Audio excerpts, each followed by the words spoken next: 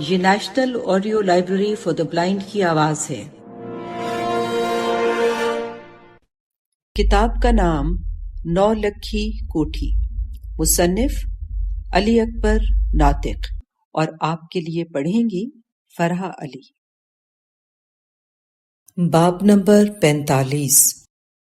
فضل دین اب 24 سال کا سمجھ بوجھ والا ایسا سرکاری بابو بن چکا تھا جو مولوی کرامت کی تربیت سے ہوتا ہوا جلال آباد، وہاں سے ایف سی کالج لاہور، اور اب گورنر ہاؤس لاہور میں پچھلے 6 سال سے سرکار انگریز کا نوکر تھا۔ وہ آہستہ آہستہ اتنا سیانہ ہو گیا کہ مولوی کرامت سے بھی 2 ہاتھ آگے نکل گیا۔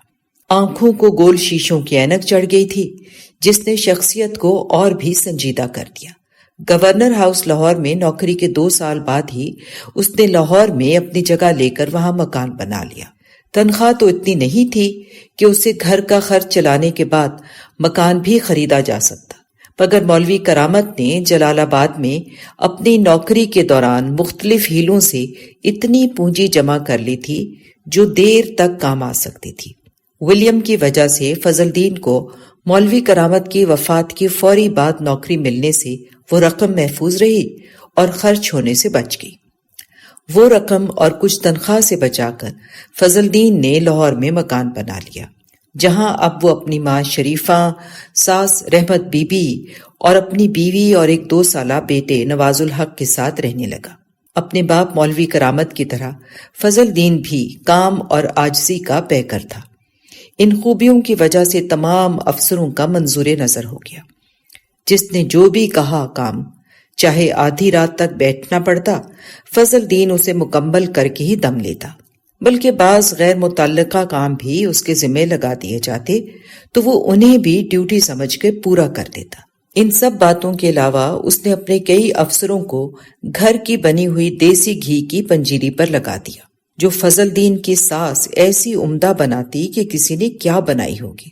اس نے ایک سائیکل بھی خرید لی جس پر دفتر آنے جانے کے علاوہ فضل دین صبح سویرے افسروں کے گھر ناشتے وغیرہ کا سامان بھی بازار سے خرید کر پہنچا آتا، جس کی فہرست اور پیسے فضل دین کو شام کو ہی دے دیے جاتے تھے۔ ان سب کاموں سے فارغ ہو کر بھی فضل دین سب سے پہلے دفتر میں داخل ہوتا۔ بعض اوقات تو چپڑاسی کے گیٹ کھولنے سے پہلے ہی باہر تھڑے پر بیٹھا ہوتا۔ فضل دین کی بیوی زینت ایسی ہوشیار تھی کہ وہ فضل دین کا کھانا نماز پڑھ کر سورج نکلنے سے پہلے ہی تیار کر دیتی۔ فضل دین، جسے بچپن میں مولوی کرامت کی ڈانٹ نے سانجرے اٹھنے کا خوگر بنا دیا تھا، جب تک نماز پڑھ کر فارغ ہوتا کھانا تیار ہوتا۔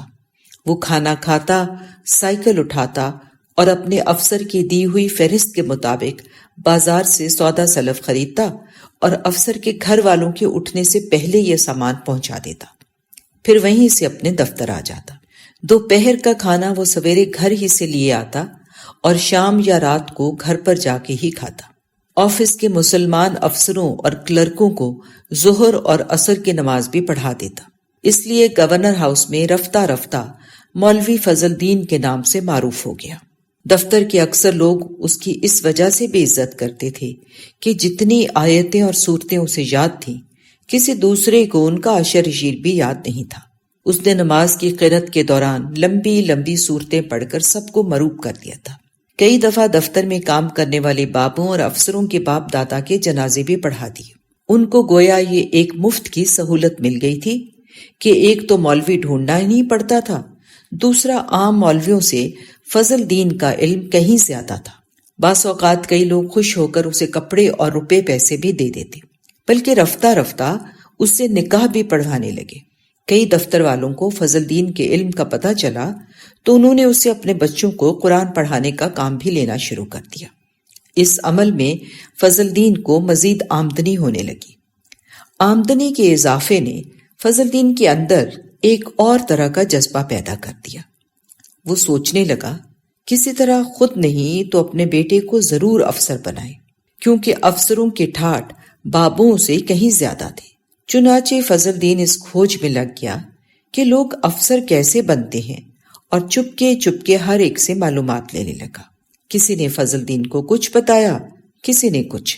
پہلی پہل اس کے ذہن میں یہ بات تھی، افسر صرف انگریز ہی بن سکتا ہے، لیکن جب آہستہ آہستہ اسے پتہ چلا بہت سے مسلمان بھی افسر ہیں تو فضل الدین نے اس کی خبر لینا ضروری سمجھی۔ وہ بہت سے افسروں کے بچوں کو قرآن پڑھا رہا تھا، جس کی وجہ سے ان کے والدین کے متعلق بہت سی معلومات اس کے پاس جمع ہو رہی تھی۔ ان معلومات میں ایک بات اس کی سمجھ میں آ گئی کہ افسر بننے کے لیے انگریزی میں بولنا اور امیر بچوں کے ساتھ اٹھنا بیٹھنا ضروری تھا۔ اس سلسلے میں انگلستان بھی جانا پڑتا ہے، جس کے لیے بہت زیادہ پیسے چاہیے۔ اس سب کے پیش نظر فضل الدین نے بیٹے کے لیے میدان ہموار کرنا شروع کر دیا اور روپے پیسے کو کنجوسی کی حد تک احتیاط سے برتنے لگا۔ دفتر سے ملنے والی تنخواہ ساری کی ساری بچانے کے چکر میں فضل الدین نے نماز، جنازے، نکاح، ختم، درود اور افسر کالونیوں میں قرآن پڑھا کر پیسے کمانے کی کاوشیں مزید تیز کر دی۔ اس سلسلے میں فضل الدین کے گھر باہر سے ختم درود کا کھانا بھی آنے لگا اور ہانڈی کے پیسے مزید بچنے لگے۔